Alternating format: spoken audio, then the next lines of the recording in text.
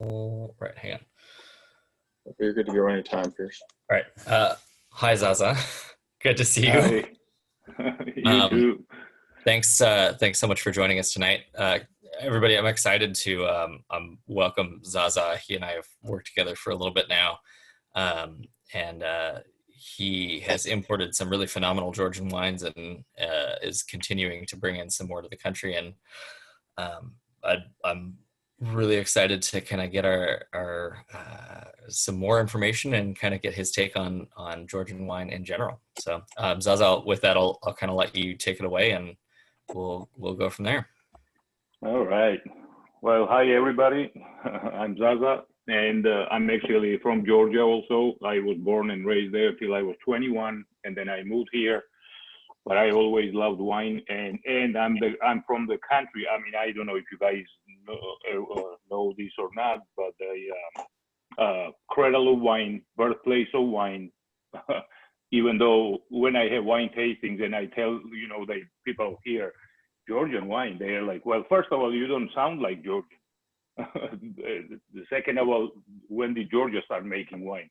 Well, about 8,000 years ago. Italy and France was not even on the map when we started making wine. And so, every single Georgian family, you won't walk in the house that family doesn't make their own wine. I mean, we breathe and live with wine. And our actually writing letters are based off of what the vines, how they grow. That's how our letters look like too.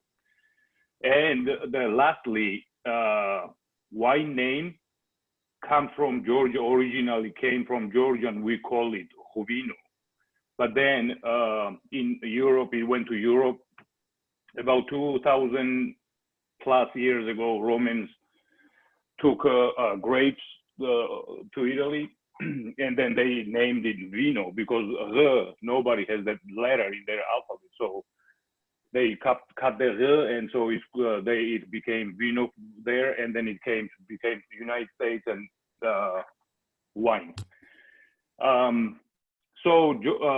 Georgia is actually small country, very small country. It's about I would say smaller than Oregon, but we have about 560 different type of wine grapes.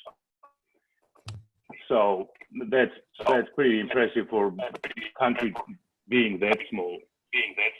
And the other thing makes Georgian wine so unique is the soil. We have a lot of calcium in the where these grapes grow, and for grapes to be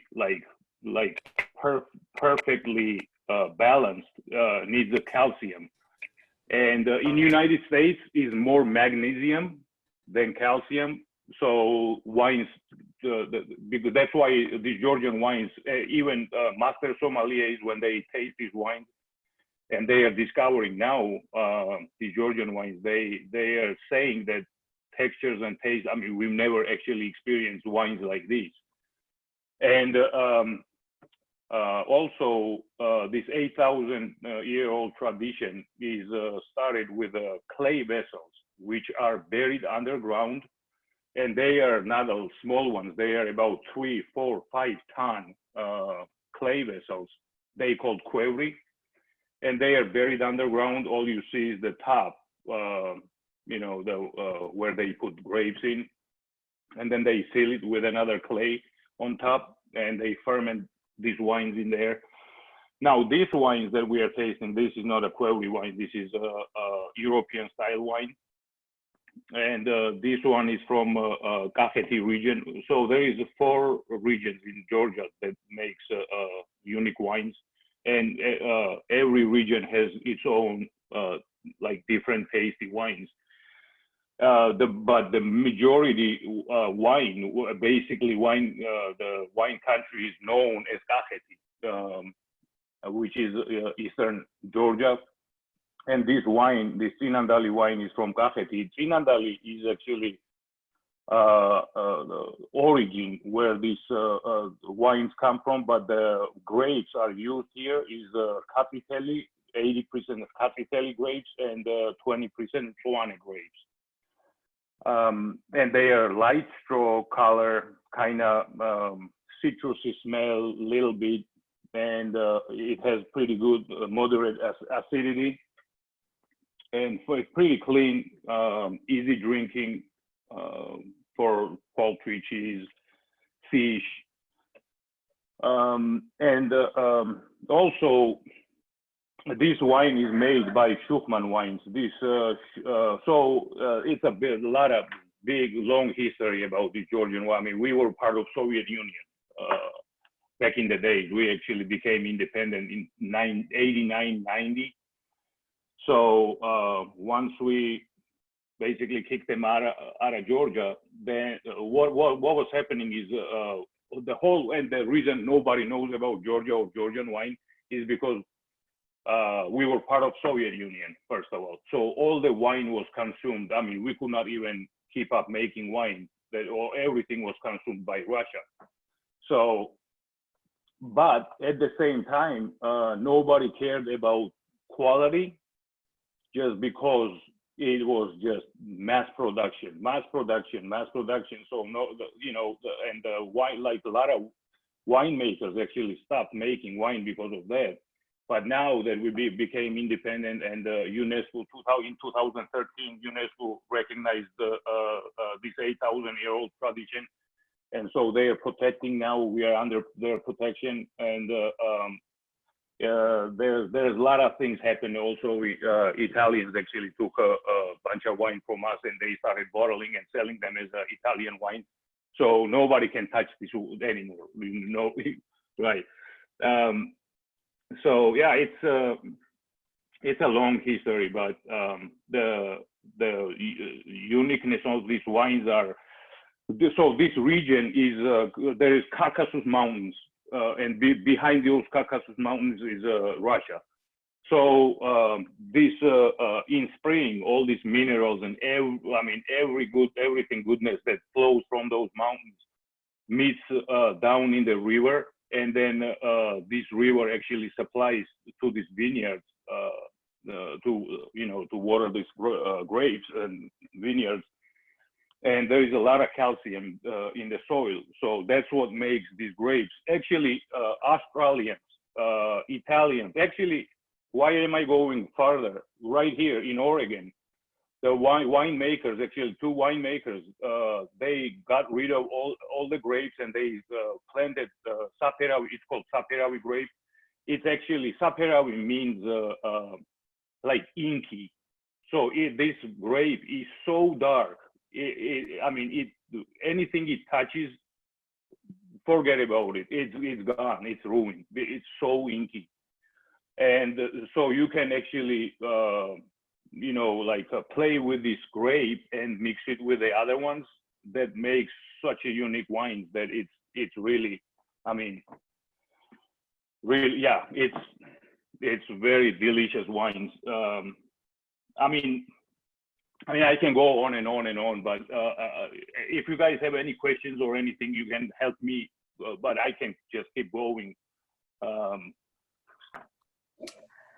Yeah, keep going. If we have questions come up, they'll throw them up to a chat, or I can always unmute them and ask them. But I would love to know more history, kind of Georgia, and kind of more about.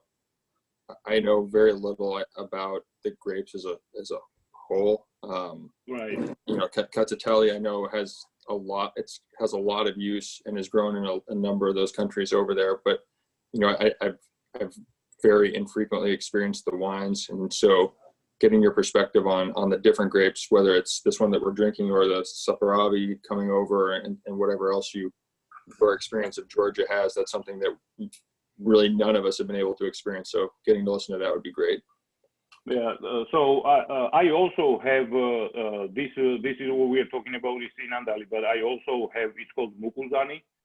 But it's made 100% from 100% Saperavi grapes, but you cannot call it Saperavi because there is Saperavi also. It's the wine they call Saperavi wine, but you cannot call this Saperawi wine because it's these Saperawi grapes were grown in Mukuzani region.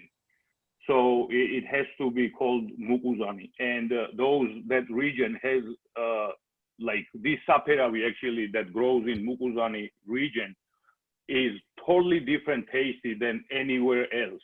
The same grape, and also this Mukuzani is considered as a little bit higher grade wine than regular Saperawi, even though both of them are 100% Saperawi grapes, just because of the region.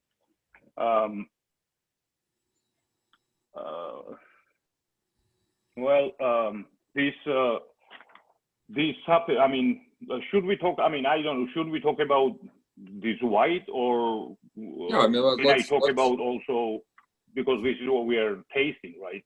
So yeah, let's start with that, and we can branch out from there and take questions kind of as we go. One question popped up, and we can just kind of field that now. They wanted to know whether Georgia is known for white or red or both. Both. Yeah. Both. And, well, actually, let me correct that. It's they are known as amber wines. You guys call it here orange wines, but they call it amber wines, which is Query wine that's fermented in Query. And also reds are fermented in Query also, but they are fermented with skin and stems and everything in it. And so that's what makes it such a like a little darker. Is that the traditional method to ferment the white, like Yes. a Tsinindali as an orange wine, essentially? Yeah, well, yeah, you cannot, if you are in Georgia, do not say orange wine. Yeah, amber wine. Because they actually, it's, first of all, it sounds orange wine. What are you talking about? You know, they are going to tell you what orange wine. You know, it's, yeah, so, but yeah, I know everybody else calls it orange wine, but yeah, so yeah, those Query wines actually, they have the body and the acidity. I mean, it's just, you know, like when you and all these vineyards, nobody actually uses. They all use like the organic. If they have to spray, it's all organically. Nobody uses any chemicals or any of that stuff. So basically, like every wine is organic, but to get organic certification, it's, first of all, it takes about 10 years in Georgia, and we don't have anybody to certify in Georgia. It has to be either done from Germany or some other country, and it costs a lot of money too. So, but all the wines are basically organic wines. What's produced in Georgia. And these the Query wines, they have different techniques making Query wines. Some people have 3 terrace. They call it terrace. So they have Queries on the top, then they start fermenting there, and then they take it out, and there is the second terrace and third terrace. So they take this from first. It depends on the winemaker. How much they want to ferment it in, like how long they want to keep it in there, and then move it into the second one, and then second one, the third one. So it makes like very, very unique wines that way. And there are a lot of experts, actually, the wine experts that have been over there. They cannot tell. They are saying that we thought that we knew wines, but now we gotta relearn all this stuff that we had no idea. You know. Yeah, I mean, I think it's really fascinating that you have these underground clay fermenters, right? It's not that clay necessarily went away; they had the amphora in some of the other countries, but to just build those essentially in the ground is really brilliant, right? Because all your temperature issues go away. Let me load a couple of pictures up here to share with folks of the the varies. And also too, I had an opportunity to taste some of these with Zaza a few months ago, and to give some of those who have some experience tasting wine, I would say that some of those amber wines, to give you an idea of some of the structure, like they're like a young Nebbiolo. I mean, they're intense Very, as you're tasting them, and the concentration of flavor is just, I mean, Yeah. but they're quite good, and yeah, they have aged for quite a long time.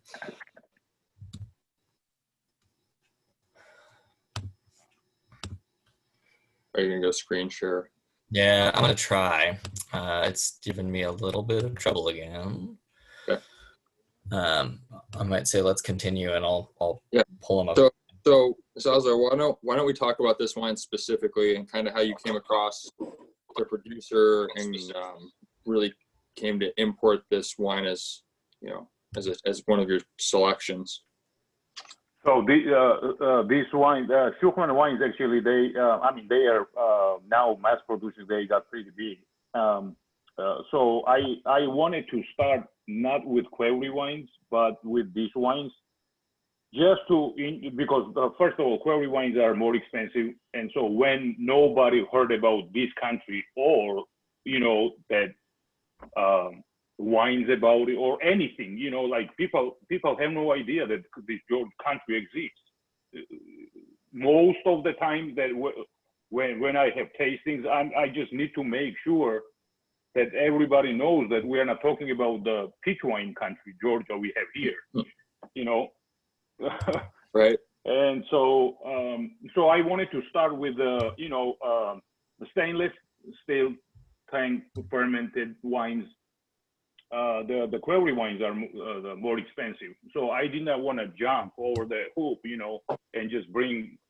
I just wanted to try bring these wines, and I mean these wines are great too. I'm not saying that they are like the Query wines are something. I mean, yeah, they are, but for the value and the quality, these are excellent too. I mean. So this is the reason I chose this, and I know the company and my brother. I mean, everybody in the wine industry there, and my brother friend is actually in charge of the whole winemaking and like a Georgian national wine organization. So because I've lived here so long that I mean I really don't know that many people over there, especially after 25 years living here, like these all new people come in and go. So they recommended Schuchmann wines, and I visited them, tasted their wines, and I mean, I was like hands down, everybody will love this wine over there. And every time I was having a wine tasting, people would grab cases of this for the for the prices that they are selling. And I'm reading here Georgian wines and what is the most prevalent grape type. So the most grape type is in the red is Saperavi grape. And in whites, I would say Capitelli, Mtuane. I mean, there are so many of them, but majority will be Capitelli and Mtuane grapes. Mtuane means green. When this wine, the 100%, there is also 100% Mtuane wine, but when you look at it on the sun, it has that greenish hint in it. So that's why they call this grape and this wine Mtuane, which means green. So that's why I got with Schuchmann. And so what happened is they actually, the labels that you guys are looking at, these are my labels. That's not Schuchmann's label because, I actually was there a little bit later because one of the Georgian guy actually from East Coast, he actually signed up with them and signed exclusive with them that he is the only one guy that will bring Shukman wines to United States, which did not make sense when I heard that. I mean, how can you supply the whole United States just by yourself?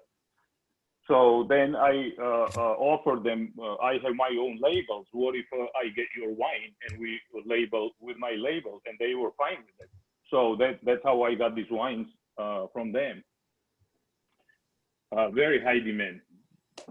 You know, I mean, very clean, even though it's a mass-produced stainless steel tanks, not a quarry steel with very high quality. And these wines actually, every year in England, France, they win gold medals, silver medals, bronze medals, every year, every single year.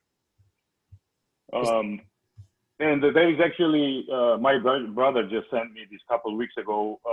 There's an international wine house in France that just opened up, and they put in the entrance this quarry, this clay vessel, as a wine symbol in front of the entry.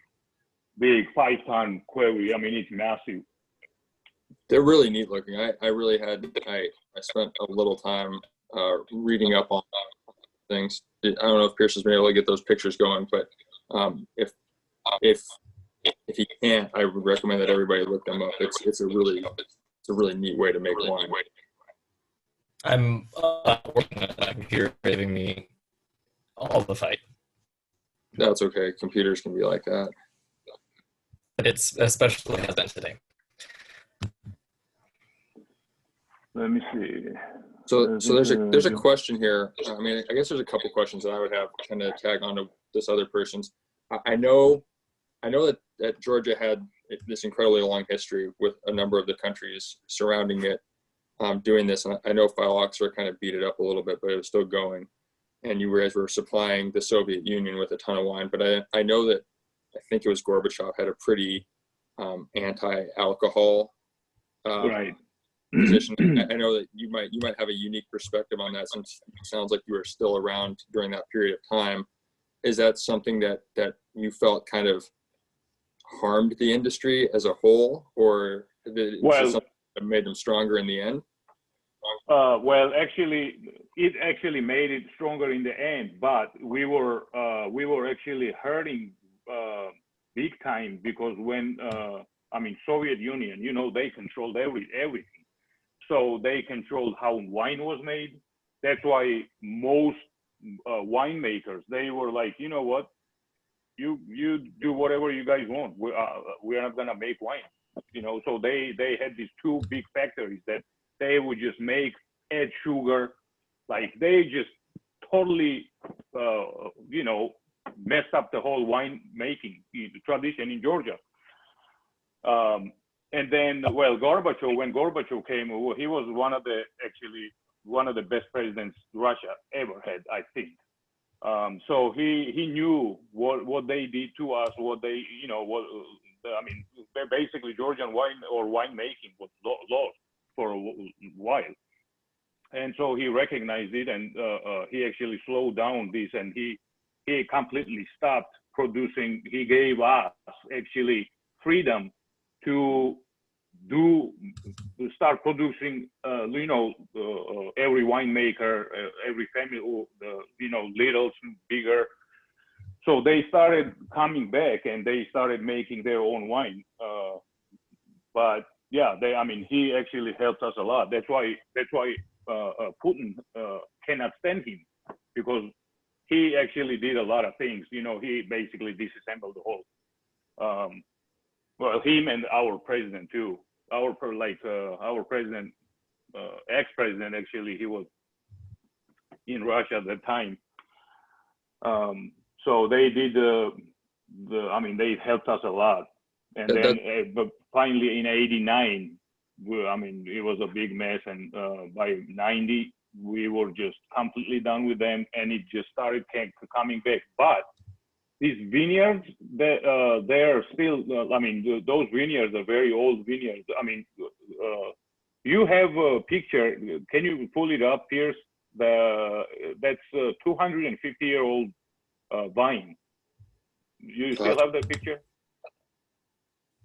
I'm working on it. My computer won't let me load them for some reason. That's why I But gave you the pictures, Right. because and this is my first time using this, and I don't know how to put pictures or any of that stuff on this. yep, I know how. I just for some reason don't have the technology to do E- it. But I will. So as Email, Oh, soon as I have it, if you can email, try and email them to me.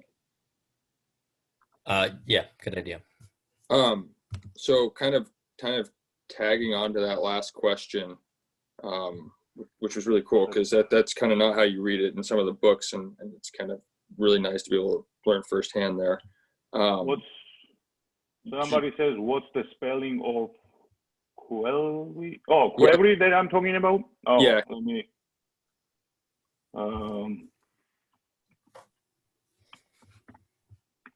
And then while you're kind of spelling that out, are there any really old standing wineries that are still operating, for multiple hundreds of years, I guess? And is it pretty common for all of these wineries now in Georgia to be using some of these older techniques? Yes. Yeah. All the wine, I mean, whoever was older then they actually, I mean, they taught their kids, and these kids, I mean, as I said, we live and breathe with wine. Grapes are our culture, like it's embedded in our culture. And so this goes generation to generation. And, sometimes there'll be a great winemaker, and he teaches his son, and all of a sudden his son starts making wine that even dad is like, what? That kind of stuff. Yeah. So, yeah, that's all. And now that I'm gonna start importing these Quelri wines, I actually have very small wineries. I don't care about big wineries, because once you become bigger and bigger and bigger, quality goes down with it. That's how it is. So last summer we went to Georgia, and we actually we had 72 wineries, small family-owned wineries participated. We tasted about 72 different wineries, about 260 different wines. And I chose 17 wineries, and I brought back about 68 bottles of those wines. Some of them I chose about 2 or 3 different wines from a winemaker. And so it's like handpicked. One of the wine guy that I was, and that was the last guy that I actually visited his winery. He had this Saperawi wine that made in Quelri. He was just like, we were tasting all these wines, but I see these wines are sitting there, and he's not talking about this. And I said, hey, and he never actually brought this for us to taste it. And I said, what's going on with those wines? And he says, well, I'm sorry, but even if I let you taste it, it's already sold. Somebody from France, every single year, he buys the whole batch that he makes, that Saperawi. So then I talked to him, and I said, hey, okay, that's great, but let's make little side for me, because I want this really bad. I mean, I tasted it. It was amazing. I mean, it was, yeah. So yeah, I'm gonna be bringing those kind of wines that it's like handpicked. I mean, small wineries that day and night, all they care is these wines they make. I can't wait to try those. That'll be, I'm really fascinated by, I mean, just the wines I've tasted with Pierce they're really fantastic. And if you noticed, I mean, have you tried the Muguzani, the red one? I haven't had a chance to try that one yet. Okay, so that so this wine actually, now that it getting aged, it developed. It's called natural wine crystals. So these minerals, that calcium that I was talking about, these minerals and calcium, when wine is aging, they crystallize. They stick together and they crystallize, and they form like a straw-looking thing, like really thin straw, kind of, not a sediment. You know, I mean, you've seen sediment in the wine. You would never see sediment in this wine. It stays as clean as from day one, but it develops these natural wine crystals. I did not know when I start noticing. I mean, I'm not a wine expert, but you know, like when I saw this, I've never seen those in the wine. And I called the winemaker and I said, "Hey, what's going on with this? Is it going bad, or I've never seen anything?" He says, "Well, how does it look like?" I said, "It's a straw, kind of really hard, and when I taste it, it's really bitter." He says, "You need to raise the price on the wine." He says, French, they try to make wines that develop these natural crystals in it. And as soon as they do, if they have the wine that when it ages and it becomes crystallized, they double the price on the wines. And I said, well, that's actually great suggestion, but no, I'm not going to raise any prices. But I just wanted to make sure that nothing was going weird with this wine. Do you know why that happens? Is that kind of that tartaric instability that kind of occurs in some wines, or? It's no, it's actually, he says when you, and he actually told me that you can actually even don't sell, if you want, don't sell it and age it even more, even within 5 years, that wine, he says that wine will be amazing wine. Since you got those in there, because those guys, they don't age those wines. So they as soon as they make it, they sell it. Everything is sold, so they don't. This is 2014, so it's 6 years old already, and they, I mean, they just don't have, they just don't store these wines to age. So that's another thing. So when you taste this, and in the end, when you pour it, and when you notice those things, that's what it is. It's called natural wine crystals. Interesting. I mean, I think it seems like a lot of these wines from Georgia are made to age, whether intentionally or unintentionally, because this white wine here that's 6 years old, you know, a lot of white, you're looking at 2 to 3 years and maybe they're starting to flatten out. This is, I don't even think this is at its peak yet. I think this wine probably got another 6 years on it before it's, you know, kind of starting to fade out. And I think that says a lot for the winemaking. Yeah. I wasn't able to get those pictures up yet either that Pierce sent over. Is the Soviet mass-produced wine still being produced? Hell no. That's what I'm gonna say. No way. No, that has not. No. No, because first of all, no Georgian ever drank those wines that they were, you know, it was produced and it was shipped straight to Russia. We never, I mean, every family, I mean, even then, every family would made wine, but they have their own wine, so nobody would buy wine. Everybody has their own wine, but this mass-produced, no, it was just a ridiculous wine. It was sugar added, like terrible. I think there was a lot of countries. I think you had like Ukraine and Azerbaijan and Moldova and Georgia that were producing all these wines. And then once they separated from Russia or the Soviet Union, they weren't being shipped necessarily back in because the relationship wasn't the same. And I know with Georgia, there was an embargo against trade with for a number of years until maybe, I don't know, 4 or 5 years ago. Yeah.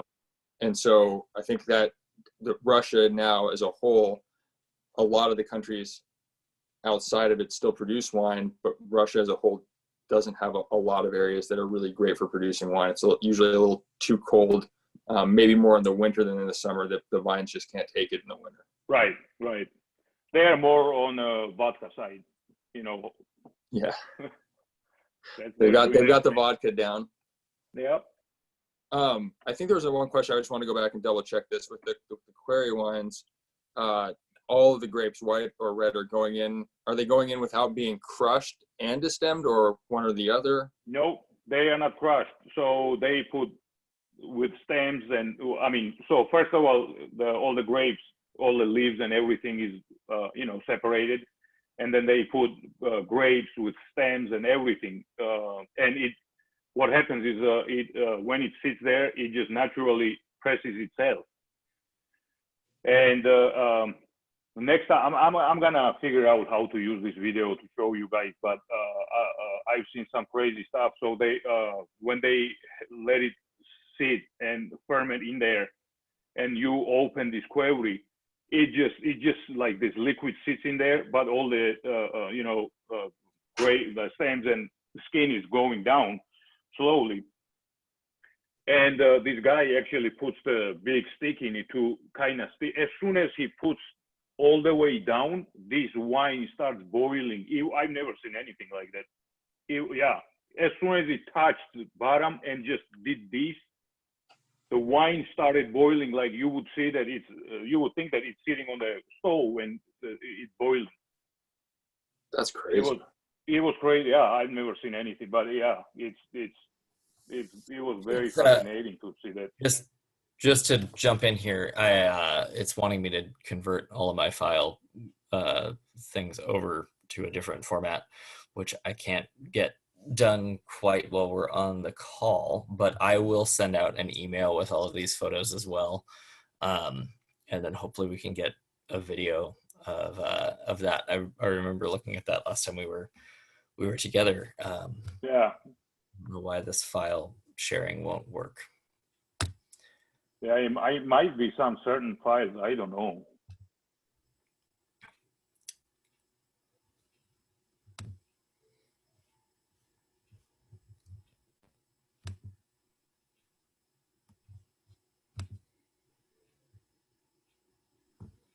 Let me see. Yeah, I don't know. I don't want to spend a lot of time on this now to figure out how to send this stuff. Yeah. Well, I think rolling as we go through here, but yeah, I'll definitely get the photos out to everybody, and it's quite an amazing looking process, and the queries are just massive. Like you could, as a grown man, just climb down inside of them and fit. Just the way they clean this, and it takes actually expert to clean that query. Once it's done and they empty it, winemaker would not, either they will do it themselves or they will have some expert come in.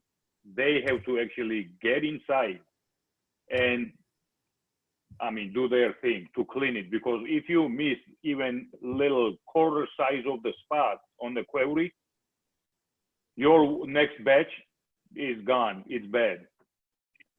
So yeah, and treating this query is they put a beeswax inside too, and they remove a bunch of stuff. So the query, actually the clay is porous, so you have to have some kind of barrier so this wine does not. And man, I wish we had some pictures. But so this query, this clay vessel, actually, when they make this clay vessel, first of all, it takes about a year for one clay vessel to make, and it's a certain temperature, certain time. It's like whole another story. And so then what they do is they put wire from outside, and they tighten on the top, and they put wires on each side, and then they put cement around it, and it dries on it, so it becomes really because when wine is fermenting, that clay can burst. So that's how they make this clay pot, basically, to stay without cracking or any of that stuff to go wrong with it. It's a genius way to make wine. It probably a long time ago, right?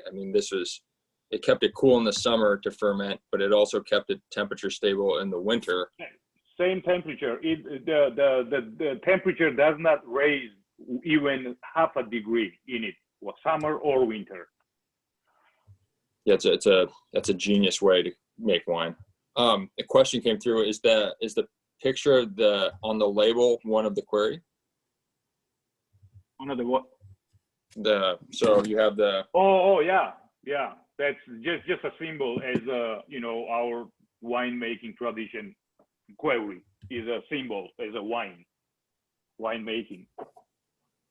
8,000-year tradition. Yeah, but yeah. I want to bring that tradition here. I think that would be. You make some Well, great, in Oregon, they really started cool. doing it, but they are actually putting it out on the outside. It's not buried or not. I mean, It's not the same. It's not the same. I know. And when you bury this, when you bury this query, like my brother just is about to finish his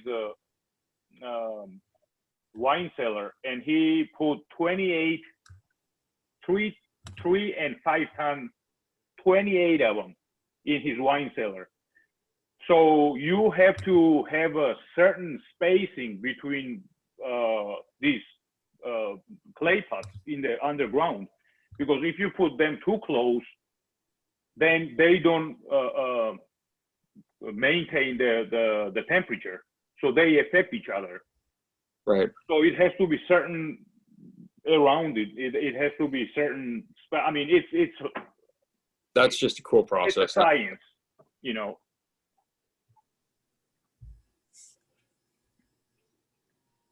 All right, what other questions can we answer for everybody before we start to wrap it up here? I'll talk about the wine here for just a second. For me, as Zaza's kind of talked about, as Psalms go over there, I can see why they kind of fall in love with some of these wines. It's for a white wine being 6 years old. It's not that there aren't whites that age. I mean, you see some of them out of France, especially your Burgundian. Or some of your white Bordeaux blends, but this has a acidity and a freshness to it where you aren't seeing necessarily the oxidation of the fruit character. You're still getting pretty vibrant apple and lemon and stone fruit notes in it, and you have this body that you don't see in a lot of white wines. You maybe occasionally see it in some Rhone whites, but it's just, to me, this is just a really beautiful wine because of all those things. It's a really food friendly wine because of that as well. There's just so many different ways you could. I mean, with this body, you could go probably into Asian food.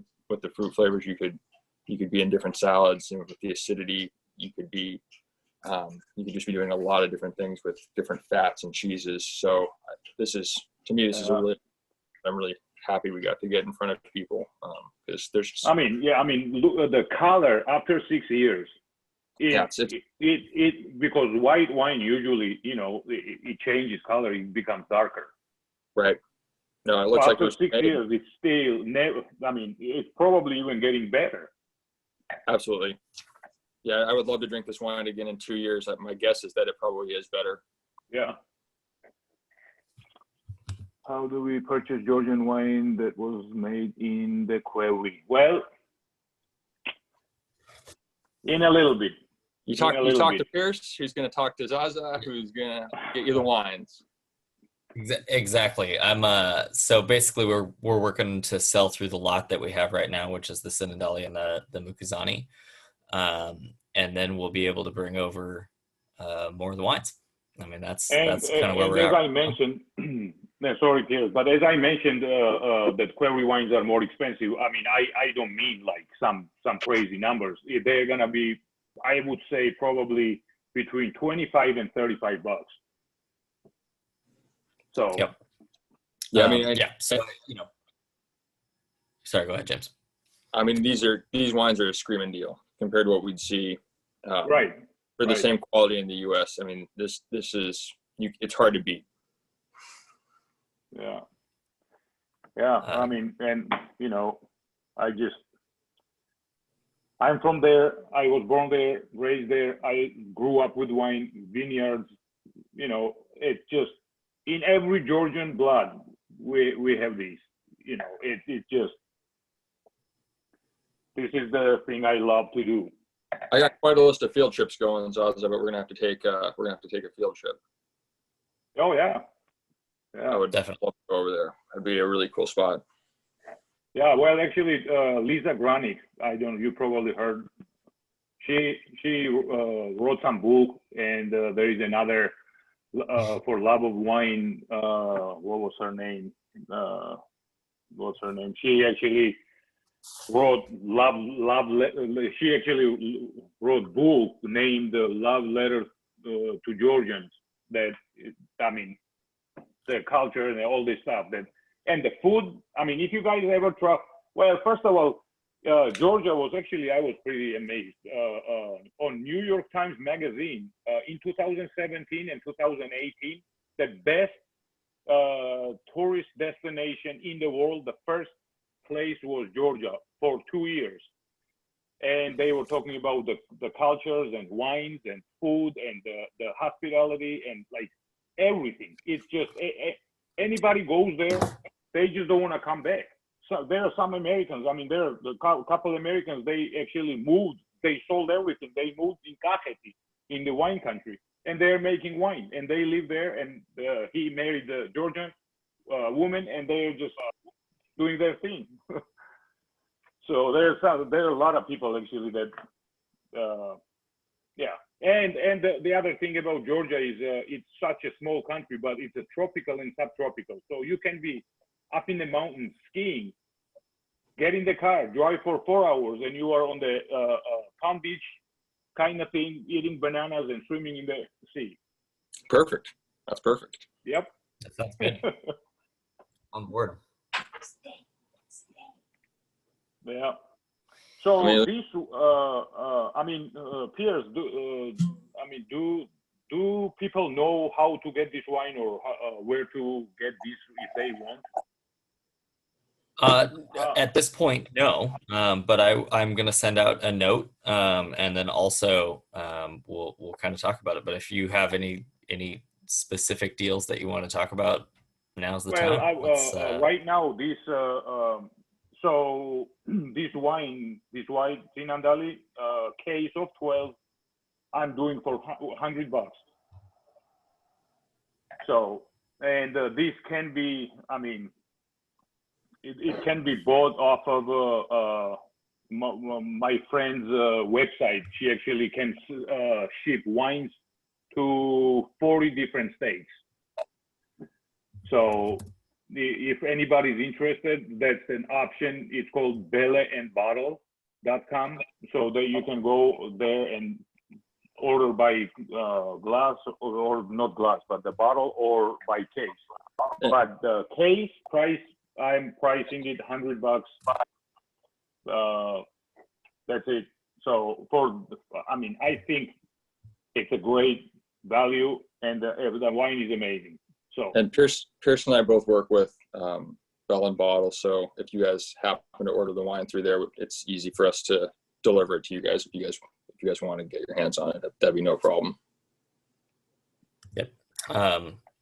With the exception of maybe like two of you, Teresa, I think I'll have to ship yours because I don't want to drive to Texas. No, she can get it. Go meet her in Georgia. She said she's coming. That's very fair. Teresa I'm more was than happy to do that. Teresa was stuck studying with Pierce and I for our diploma exams. So that she might come to Georgia. She might take it back after that. So it's Georgia is a little hidden gem that we are coming out slowly. There are a lot of winemakers that they are finding out these wines. They are getting amazed, and they started planting our grapes. But they like in Australia for years now. They've been planting this Saperavi grape.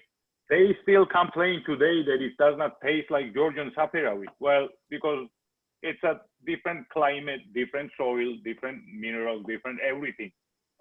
Soil makes a lot of difference.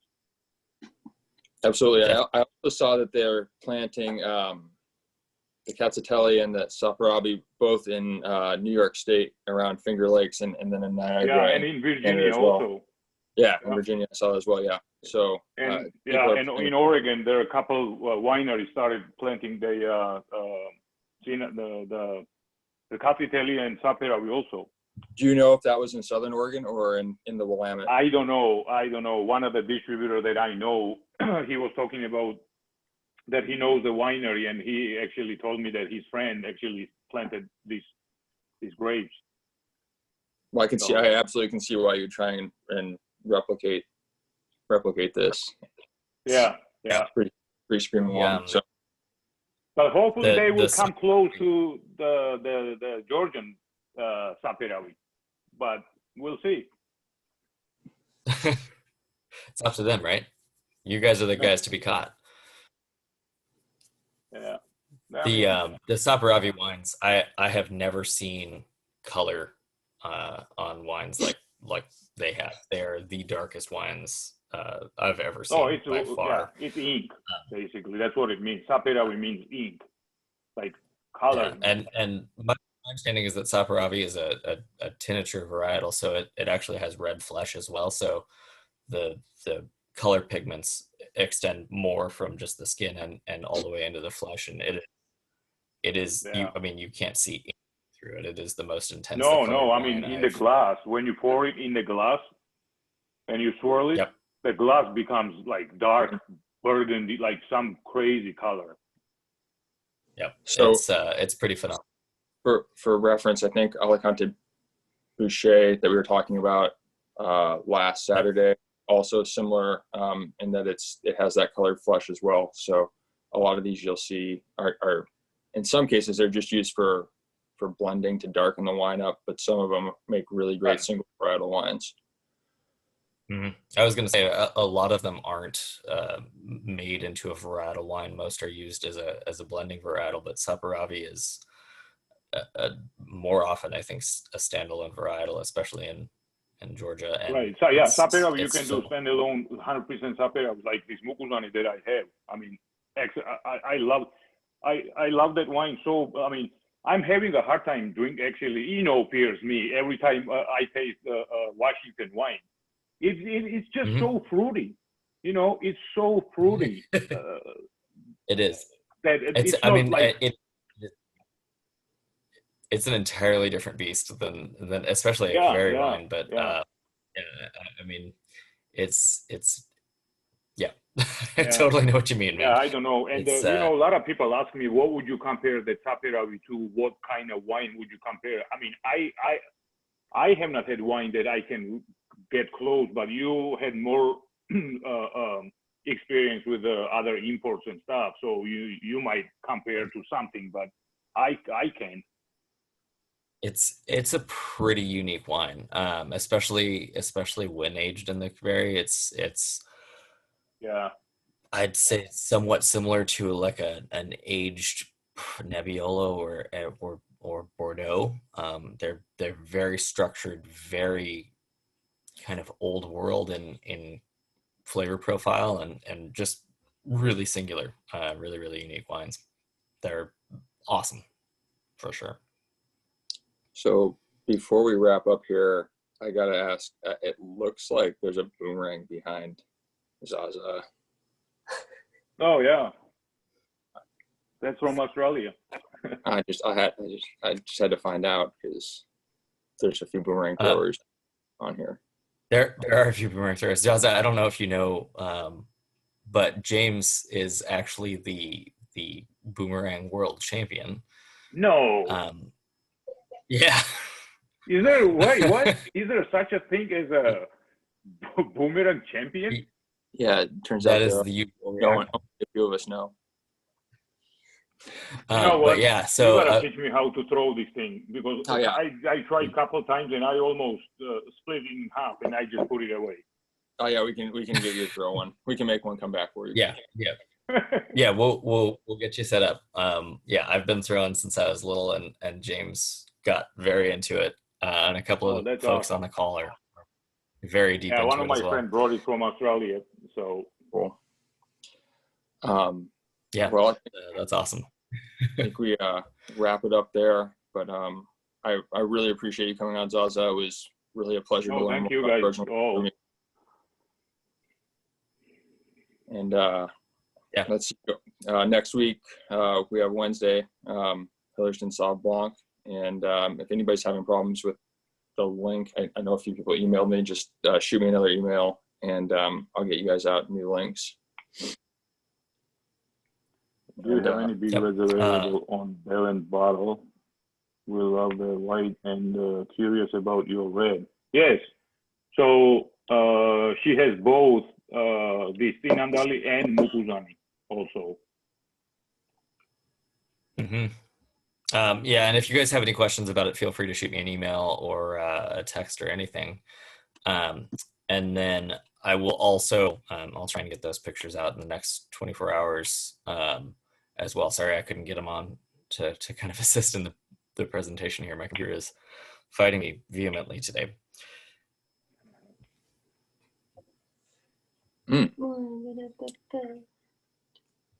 That is an excellent question.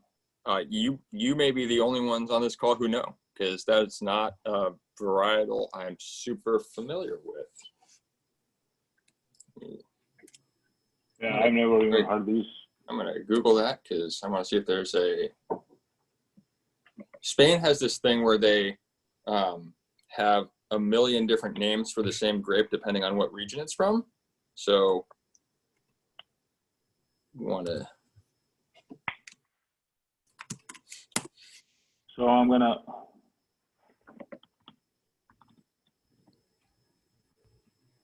try and get you an answer real quick.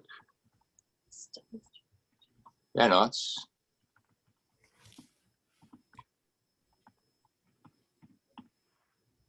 Basque region, James, I don't know if you saw that just... Yeah. That's a question. You guys are gonna have to tell us if it's comparable, because I think you guys are the only ones who know.